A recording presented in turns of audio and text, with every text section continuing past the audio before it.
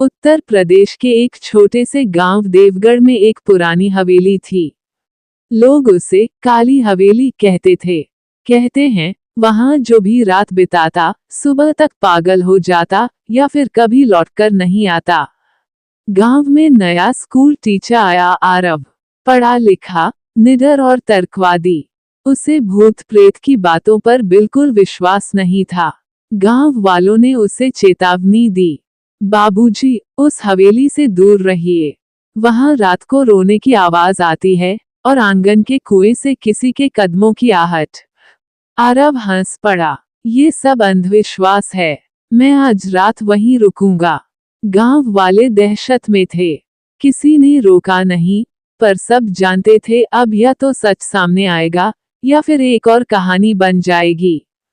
हवेली सच में डरावनी थी। टूटी खिड़कियां, जालों से भरे कोने और बीच आंगन में एक गहरा सूखा कुआं। आरव ने टॉर्च जलाई और अंदर कदम रखा।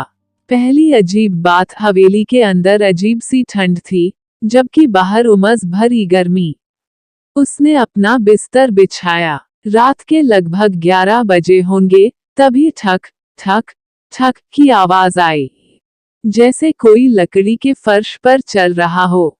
आरव ने सोचा शायद कोई जानवर होगा, लेकिन आवाज बिल्कुल उसके कमरे के बाहर आकर रुक गई।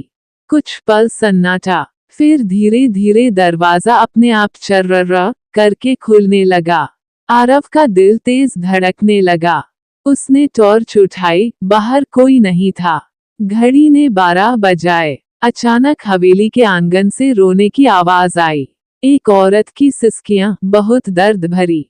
आरव साहस जुटाकर आंगन में पहुंचा। आवाज कुएं से आ रही थी। वह झुका और नीचे टॉर्च डाली।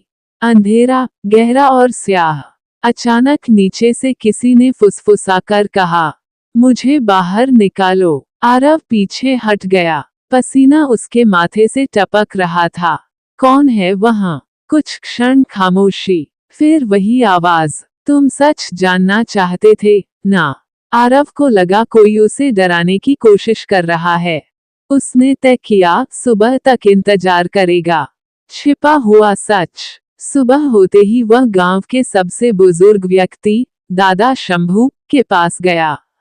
दादा ने धीमी आवाज में बताया, 70 साल पहले इस हवेली में ठाकुर रणवीर सिंह रहता था। उसकी पत्नी राधा बहुत सुंदर थी। एक रात राधा अचानक गायब हो गई। ठाकुर ने कहा वह भाग गई, लेकिन कुछ दिनों बाद ठाकुर भी रहस्यमय तरीके से मर गया। तब से लोग कहते हैं राधा की आत्मा कुएं में भटकती है। आरव ने सोचा शायद कोई हत्या हुई थी। उसने हवेली में फिर जाकर खोजबीन शुरू की। एक पुराने कमरे की दीवार पर उसे हल्की दरार दिखी। उसने ईंट हटाई, अंदर एक छोटी सी डायरी मिली। डायरी राधा की थी। उसमें लिखा था, मुझे पता चल गया है कि रणवीर मुझे मारना चाहता है। उसने मुझे कुएं में धकेलने की योजना बनाई है। अगर यह डायरी किसी को मिले तो सच्चाई सामने लाना। आरव के रोंगटे खड़े हो गए। दूसरी रात सच्चाई का सामना। उसने फैसला किया वह दूसरी रात भी वहीं रुकेगा। आधी रात को फिर वही आवाज, वही रोना। इस बार आरव कुएं के पास गया और बोला, मैं तुम्हारी मदद करने आया हूँ। सच्चाई सामने लाऊंगा। अचानक कुएं से ठंडी हवा का झोंका उठा। उसे लगा जैसे कोई अदृश्य हाथ उसका कंधा छू गया। फिर कुएं के अंदर से एक हल्की रोशनी दिखी। नीचे पत्थरों के बीच कुछ चमक रहा था। सुबह होते ही उसने रस्सी की मदद से नीचे उतरने का फैसला किया। कुएं की तलहटी में उसे हड्डियां मिली और एक टूटा हुआ कंगन।